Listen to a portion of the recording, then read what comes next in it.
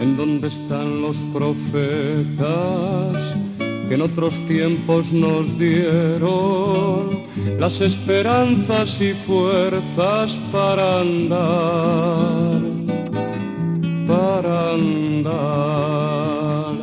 En las ciudades, en los campos, entre nosotros están. En las ciudades, en los campos, entre nosotros están. En la ciudad, ¿Dónde están? en el mar, ¿En dónde están? en la ciudad, ¿Dónde están? Saludos amigos, una vez más nos encontramos para estas reflexiones pastorales, a la vez que seguimos insistiendo para que nos ayuden suscribiéndose, compartiendo estas con otras personas para que llegue a más esta reflexión, esta escucha atenta e interiorizada de la palabra del Señor. La primera lectura de hoy está tomada del profeta Ezequiel en el capítulo 2 del 2 al 5. El profeta, el hombre sin miedo. Y viene a ser como una especie de relato de llamada profética. Así es el caso de otros profetas de gran talante, Isaías, 6 en el templo, Jeremías, porque se debe marcar una distinción bien señalada entre los verdaderos y falsos profetas. En la Biblia, el verdadero profeta es el que recibe el Espíritu del Señor. De esa manera, el profeta no se vende a nadie, ni a los reyes, ni a los poderosos, sino que su corazón, su alma y su palabra pertenecen al Señor que le ha llamado para esta misión. Por ello sabemos que los verdaderos profetas fueron todos perseguidos. Es probable que padezca una patología espiritual, que no es otra que vivir la verdad y de la verdad a la que están abiertos. El pueblo rebelde se acostumbra a los falsos profetas y vive engañado porque la verdad brilla por su ausencia. Por eso es tan duro la misión del verdadero profeta. Quizás para entender todo lo que significa una llamada profética, que es una experiencia que parte en 1000 pedazos la vida de un hombre fiel a Dios. Debemos poner atención en que a ello se le exige más que a nadie.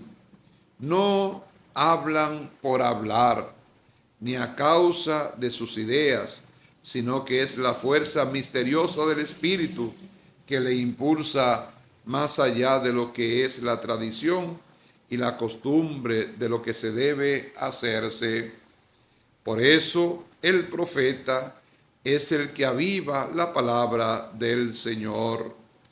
Y vamos a seguir con la segunda carta a los Corintios, hoy en el capítulo 12, verso del 7 al 10. La fuerza en la debilidad.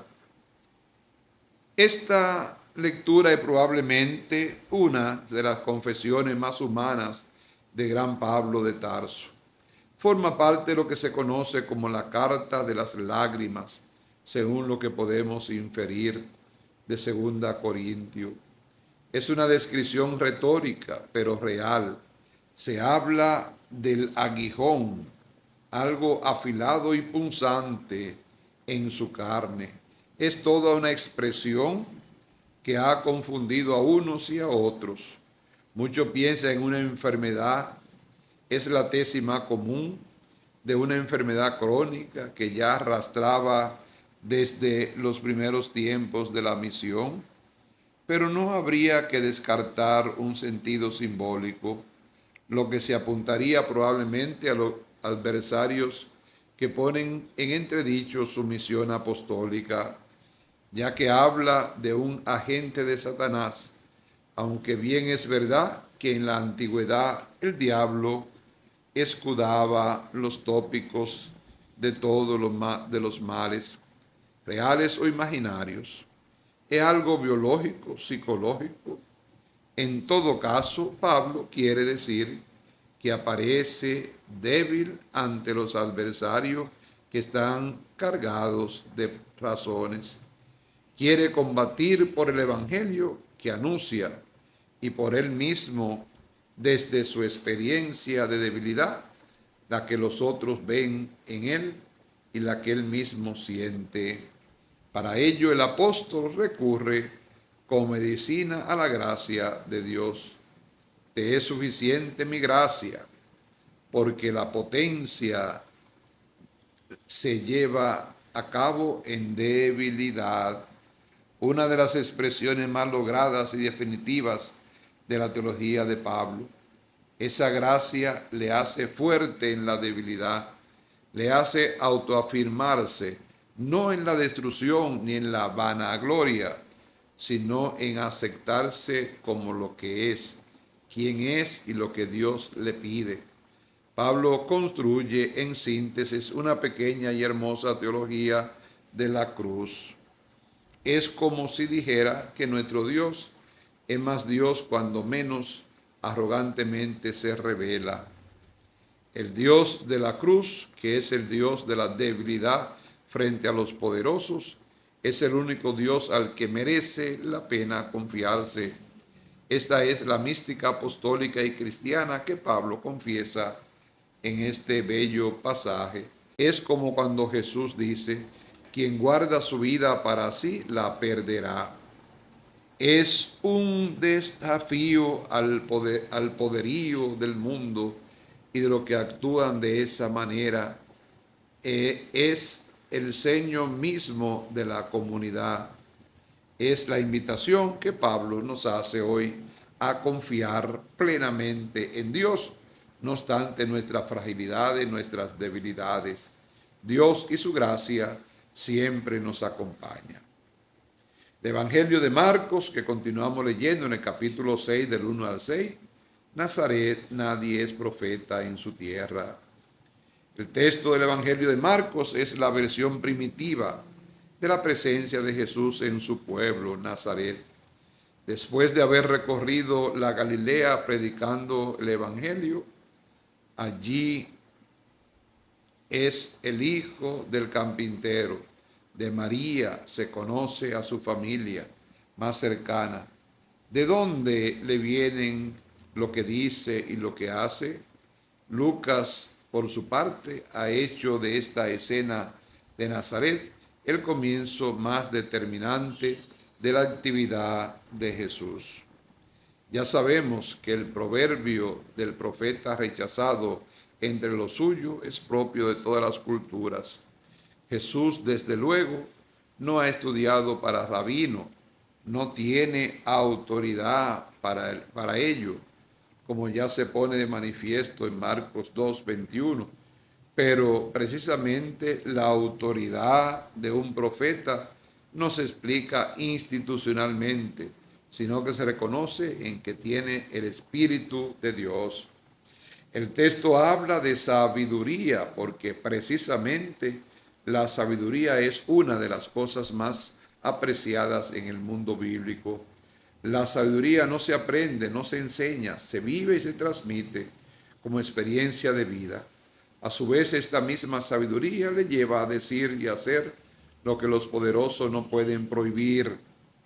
En el Evangelio de San Marcos, este es un momento en que causa una crisis en la vida de Jesús con su pueblo, porque se pone en manifiesto la falta de fe. No hace milagro, dice el texto de Marcos, porque aunque lo hiciera, no lo creerían. Sin la fe del reino, que es el que predicaba, no puede experimentarse. En la narrativa del Evangelio es uno de los momentos de crisis de Galilea.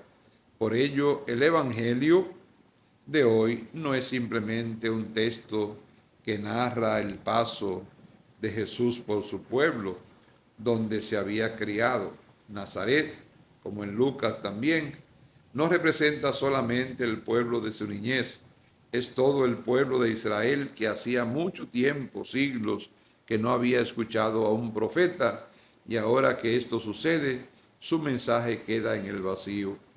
Sigue siendo el hijo del carpintero y de María, pero tiene el espíritu de los profetas. Efectivamente, los profetas son llamados de entre el pueblo sencillo, están arrancados de sus casas, de sus oficios normales, y de pronto ven que su vida debe llevar otro camino. Los suyos, los más cercanos, a veces los reconocen. Todo ha cambiado para ellos hasta el punto de que la misión para lo que son elegidos es la más difícil que uno pueda imaginar. Es verdad que el Jesús taumaturgo popular y exorcista es y seguirá siendo uno de los temas más debatidos sobre el Jesús histórico. Probablemente ha habido exceso a la hora de presentar este aspecto de los evangelios, siendo como es una cuestión que exige atención. Pero en el caso que nos ocupa del texto de Marcos, no podemos negar que se quiere hacer una crítica, ya en aquel tiempo de las comunidades primitivas, a la corriente que consideraban a Jesús como un simple taumaturgo y exorcista. Es el profeta del reino de Dios que llega a la gente que lo anhelaba. En esto Jesús, como profeta, se estaba jugando su vida, como los profetas del Antiguo Testamento y como los profetas que en el futuro vendrán. Que Jesús el Señor nos regale la fe, que nos regale la gracia, para que podamos también nosotros ser sus testigos, iluminados por Él y acompañados por su Espíritu. Feliz domingo para todos. En las ciudades, en los campos, entre nosotros está. En las ciudades, en los campos, entre nosotros está. En la ciudad.